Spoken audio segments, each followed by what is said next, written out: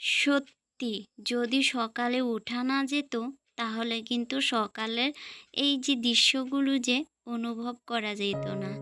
সকালটা খুবই সুন্দর, খুবই সুন্দর। জানো তো নিস্তব্ধ একটা পরিবেশ থাকে। যারা গ্রামে থাকে তাদের তো পরিবেশটা আরো অসাধারণ থাকে। এখন সকাল ৫টা মানেই দেখো নিঝুম একটা ওয়েদার থাকে। আর দেখো একটু একটু অন্ধকার অন্ধকার, সেরকম একটা ক্লিয়ারভাবে আলো হয়নি।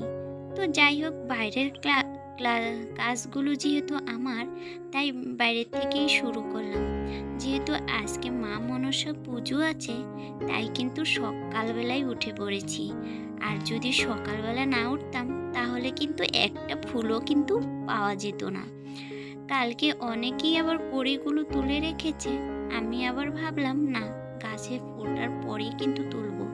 আর এই সকাল সকাল যদি না তোলা হয় পরে কিন্তু একটা ফুলও কিন্তু পাওয়া যাবে না।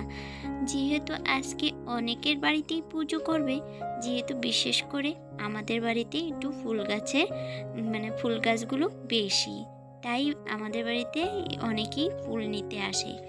তো যাই হোক, সকাল সকাল ফুল তুলে একদম চলে আসলাম রুমে। ছেলে এখনো ঘুমাচ্ছে, তাই আর রুমে কোনো কাজই করলাম না, চলে গেলাম বাইরে। আর জানো তো, ওই ঘরে যদি এখন কাজ করা শুরু করে দিই তাহলে কিন্তু ছেলে উঠে পড়বই। ছেলে উঠে গেলে মায়েদের তো কাজ একদম ওই কোথায় গিয়ে উঠবে সেটা তো, যারা বাচ্চা আছে তারা তো অবশ্যই জানো। ওইদিকে আবার আমার শাশুড়ি মা ওইদিকে ফুল তুলে তুলে এদিকে বাড়িতে আসছে ফুল তোলার জন্য। মানে ওই রাস্তার পাশ দিকে ফুল তুললো আর আমি এদিকে বাড়ির উঠোন সাইডের ফুলগুলো আমি তুললাম। তো ভাবছে আমি তুলিনি, তাই উনি খুঁজছে। আমি বললাম আমি তুলে নিয়েছি। তো যাই হোক, আর শাশুড়ি মা যদি ক্যামেরা দেখতো তাহলে কিন্তু এদিকে আসতো না। ক্যামেরার সামনে কখনোই আসতে চায় না। ওই আমার যা, আমার শাশুড়ি, কেউ না, আমাদের বাড়ির কেউ ক্যামেরার সামনে আসতে চায় না, ভালোবাসে না। তো যাই হোক, কাউকে জোর করে আমি ক্যামেরার সামনে আসিও না। যদিও এসে যায় তো হঠাৎ করে আমি কিন্তু কেটে দেওয়ার চেষ্টা করি। আর এই জায়গায় পোর্শনটা যদি আমি কাটতাম তাহলে সম্পূর্ণটাই তোমাদের সামনের থেকে কেটে দিতে হতো, আর তোমাদের সাথে একটু শেয়ার করতে পারতাম না সকালের মর্নিংটা। যাই হোক, ওইদিকে ঘর দুয়ারগুলো ঝাঁট দিয়ে নিয়েছি। আর ওই বাবু উঠে পড়েছে, তো বাবুকে ফ্রেশ করে দিলাম। আর এদিকে জানো তো, কলের পাড়েও থালা বাসন সব মেজে নিয়েছি। একদিকে যা মাজছিল, একদিকে আমি মাজছিলাম, তাই তোমাদের সাথে শেয়ার করতে পারিনি। তোমাদেরকে বললাম যে ওরা ক্যামেরার সামনে আসতে চায় না, তার জন্য। তো যাই হোক, ওই যে ধোয়া পাকলা করে একদম চান টান সেরে নিয়েছি। আর ওই ফাঁকে কিন্তু আমি সংসারে সকালের মর্নিংয়ের কাজগুলো সেরে, সকালের কাজগুলো সেরে আমি একটু আবার বাজারে গিয়েছিলাম।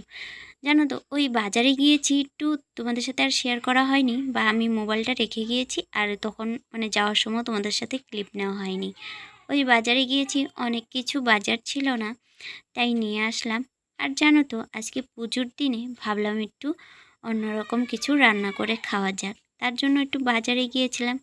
আর এদিকে দেখো, মা মনসা পুজোরও কিন্তু মোটামুটি আমার আয়োজন করা শেষ। যেহেতু শাশুড়ি মা যা ওই ঘরে করছে, বড় করে পুজো করছে, সেখানের কোনো ক্লিপই আমি তোমাদের সাথে শেয়ার করিনি, সেরকম একটা যাইও নেই তাই। তো যাই হোক, আর এদিকে দেখো আমার পুজোর জোগাড়যন্ত্র কমপ্লিট। আর এদিকে দেখো, আমাদের যেহেতু ওই দুধ কলা নদীতে ভাসাতে হয়, তার জন্য কিন্তু ওই কলা ডুঙ্গা কেটেই কিন্তু আমাদের ওই সেগুলো জল, দুধ, কলা ওগুলো কিন্তু রেডি করতে হয়। ওই দুধ কলা ভাসানোর যে নিয়মগুলো, সেগুলো কিন্তু ওই আমাদের কচু পাতা দিতে হয়, তার সাথে কচু ফুল, তার সাথে কলা, দুধ, জল, তুলসী পাতা, এসব তারপরে ধান কুটে আতপ চাল বের করে দিতে হয়। তো যাই হোক, রেডি করে ওইদিকে নদীতে ভাসিয়ে দিয়ে আসার আগে কিন্তু, ওই পুজো দেওয়ার আগে কিন্তু আমি আবার ওই পোলাও করব বলেই কিন্তু চালটা ভিজিয়ে রেখেছিলাম। ওই 1-2 ঘন্টার মতো ভিজিয়ে রেখেছিলাম। আগে ভুলে গিয়েছিলাম, তারপরে কিন্তু ওই ভিজিয়ে রেখেছিলাম। তো যাই হোক, আজকে ভাবলাম পুজোর দিনে একটু আলু কষা, তার সাথে কিন্তু একটু পোলাও করা যাক। ওই গোবিন্দভোগের মানে চাউলেরই পোলাও করব। তার জন্য আমি কি করলাম, আগে কিন্তু চাউলটা ভিজিয়ে রেখেছি। আর এখন দেখো, তার সাথে আমি একটু ঘি, আদা বাটা, গরম মশলা, তার সাথে ওই নুন দিয়ে, হলুদ গুঁড়ো দিয়ে কিন্তু ভালো করে চালটা একটু আলতো হাতে কিন্তু মেখে নিচ্ছি। আর এদিকে দেখো, একটু আলু কষাটাও আমার প্রায় রেডি। দেখো, অল্প করেই করছি, যেহেতু আবার ওই নিমন্ত্রণ আছে। ওই কাকার বাড়িতেও পুজো করছে, আমাদের বাড়িতেও পুজো করছে। তো যাই হোক, ওই নিমন্ত্রণ আছে, তাই এখন পুজোর পরে যেটা আমার ছেলেরও বায়না, তা আমারও ইচ্ছে করছিল যে পূজার দিনে একটু ওই পোলাও করা যাক, তাই একটু নিরামিষ পোলাও করে নিচ্ছি। দেখো, এখন আমি ওই কাজু একটু আর কিশমিশগুলো একটু ভেজে নিব। তার জন্য কড়াইতে দিয়ে দিচ্ছি একটু সাদা তেল, তার সাথে দিয়ে দিচ্ছি একটু ঘি। তো যাই হোক, তেজপাতার কথা ভুলে গিয়েছিলাম, বাজারে গিয়েছি আজকে, জানো তো, তেজপাতা আনতেই ভুলে গিয়েছি। তো এই যে মোটামুটি এখন আমি কড়াইটা বসিয়ে দিলাম। আজকে এই কড়াইটাতেই রান্না করব। বেশিরভাগ এই কড়াইটাতে আমার রান্না হয়ই না, সুযোগ হয়ে ওঠে না। তাই ভাবলাম আজকে একটু রান্না করে নিই, নিরামিষ রান্না করব। তার জন্য এই কড়াইটা আমার কখনো ইউজ করা হয়নি, তাই ভাবলাম এই কড়াইটাতেই রান্না করি। তো এর জন্য দেখো, আমার কাজু আর কিশমিশগুলো আমার ভাজা হয়ে গেছে।